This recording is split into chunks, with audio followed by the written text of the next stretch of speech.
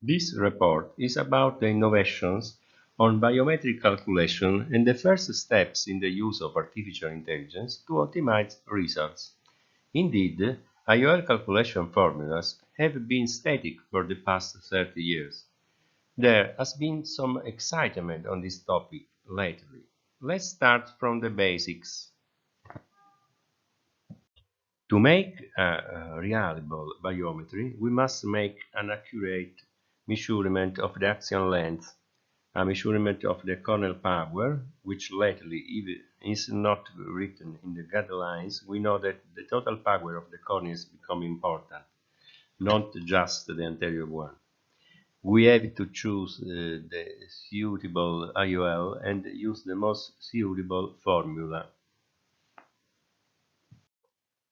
Ultrasound biometry still exists, even if the contact biometry is practically to be eliminated, because it not only touches the cornea, but deforming it can induce an error of at least 0.33 mm, which corresponds to at least 1 diopter of error.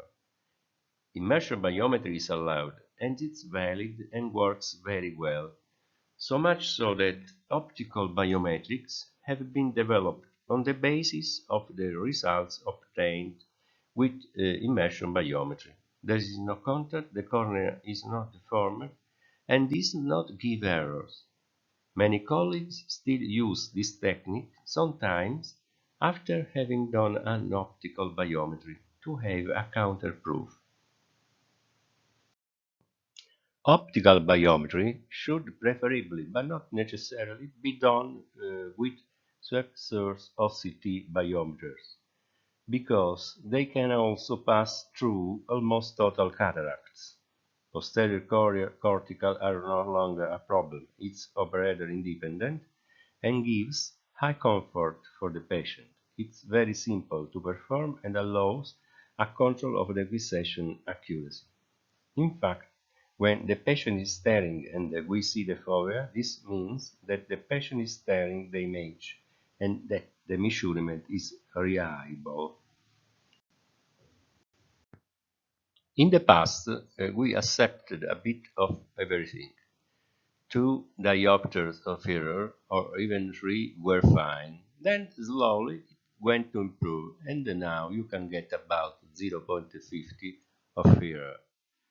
However, there remain at least 20% of the cases that remain unexplained. With the most common formulas in use, for normal eyes, everything runs smoothly, in the sense that any formula is fine and we can play quietly. Anyway, 70% of the results we obtain are according to the forecast, but this is not always the case, because some eyes are longer or shorter, too long or too short, and the machines are not calibrated very well. Especially for very long eyes, they are not perfectly calibrated. Even the IOL Master 700, among those considered the best ever, often make mistakes on axial length of eye myopic people. So there is a 61% of results that is between +1 or -1 margin for error. And let's remember that previous interventions, of course, can lead us astray. Attention to refractive surgery if you use the old third generation formulas, because they are to be considered old. Let's say it once and for all, the holiday 1, SRKT, and offer Q. You must use them only with the double K method, which is a method that modifies the formula and tell us, look, this eye was previously from 43 diopters and now you find it from 37. So do your calculation, calculate the ELP, that is where the IOL goes to position itself. according to the size of the eye, not according to the K you found now. Instead, it's better to use the more precise formulas, namely the Barrett 2K, the Musket, Shamas, HL, Olsen, Evo formula, and soon the new Camelinka-Lossi formula will be released, which also works very well.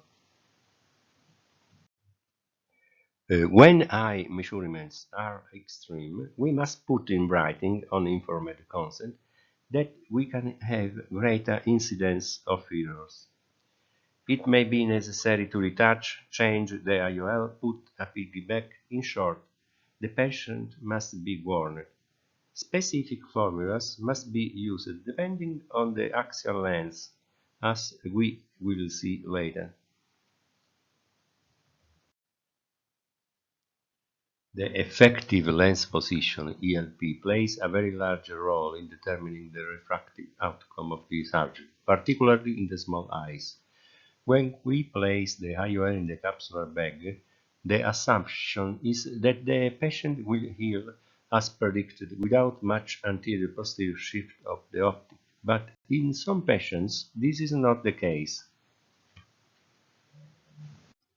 In a post-vitrectomy eye, the IOL may end up more posterior in the eye, and thus a slightly higher IOL power should be used to avoid a postoperative hyperopic surprise. In an eye with a very shallow anterior chamber, the optic may sit more anterior and require a slightly lower power for a plane outcome.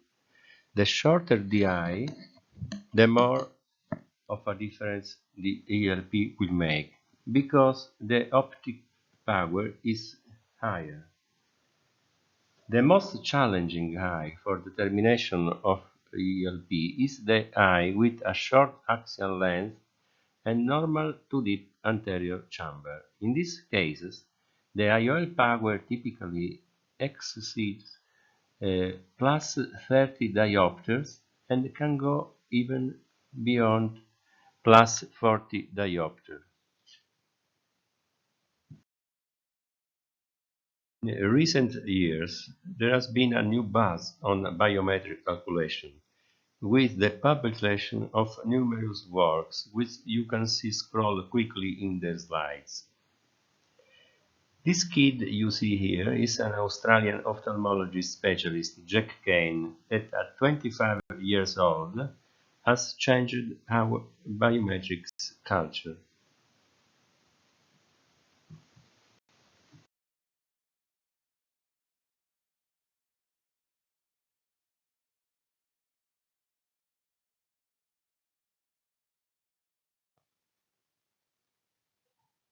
All these most recent works converge in the conclusion, namely that when we have an extreme range of measurements of the axial length of the eye to be operated on, these are the formulas to use. Barrett 2 axial length, TK Evo formula, offer QST, K6, Olsen, Pearl DGS, Holiday 2 NLR, Barrett Universal 2, and Kane formula. We can find all Barrett formulas online on the APAC-IRS website. The Barrett suite is a combination of 5 formulas that you can see on the top of the slide.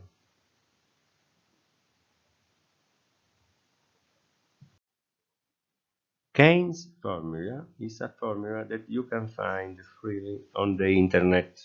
It uses artificial intelligence on extensive databases. Many works demonstrate its superiority by now, and it has become a reference formula. Olsen's formula is related to the constant C related to the thickness of the lens, otherwise it don't work even vaguely. The standalone version, the one that can be downloaded from the site, it works better than on the instruments in which it's loaded, and coincidentally it costs about $2,000. TKO's Evo formula uses Evo IOL calculator, which imports the data obtained with the IOL Master 700 and also works well for post-refractive and toric patients. The results are almost identical to those of the two previous formulas. It would seem that together with Kane it gives the best results on long eyes. Hill is a formula that is based on artificial intelligence and a database of about 12,000 patients. Is very interesting, very valid, but unfortunately it has a limit because it's only linked to this IOL here. It only works well with the Alcon SN60WF. This means that if you have an IOL of different characteristics, you may find yourself in trouble if you only use this formula. The K6 formula. The formula transforms the optical biometry's axial length to be the distance from the anterior cornea to the retinal pigment epithelium. It also uses a proprietary estimated lens position calculation based on the postoperative measurement of 245 eyes. Constant optimization and data analysis were performed by David Cook, medical doctor. The per-DGS formula used the double K concept to modify third-generation IOL formulas such as Holiday 1 SRKT. It used the pre-refractive K readings to estimate the effective lens position and the current measured post-refractive K readings to calculate IOL power using the divergence formula. The Precision Leidas Universal Super Plus algorithm has been developed in the effort to achieve greater than 90% accuracy and improve virtually any surgeon's results with a training set of only a few hundred eyes. The only way for surgeons to improve their refractive results with static formulas is via a constant optimization. This process is akin to shifting a function up and down on the y-axis by changing the y-intercept. It has inherent limitations because it treats all eyes equally, including those at the biometric extreme. The most state-of-the-art AI algorithms are applied to the model to focus on the validation and quality control of postoperative refractive data and improve workflow efficiencies related to acquiring data and updating the model. Applying this methodology, improvements over the surgeon's baseline have been consistently demonstrated up to 94% accuracy. Modern formulas that leverage machine learning, also known as AI formulas, are theoretically more accurate for three reasons. They are created using large data sets, and they use advanced machine learning algorithms that are excellent at creating predictive models. They can be updated and improved as postoperative refractive data become available. Thus, we can say that adapting IOL power calculation using machine learning technology with data from a particular patient group can give us confidence that it can be used in daily clinical practice.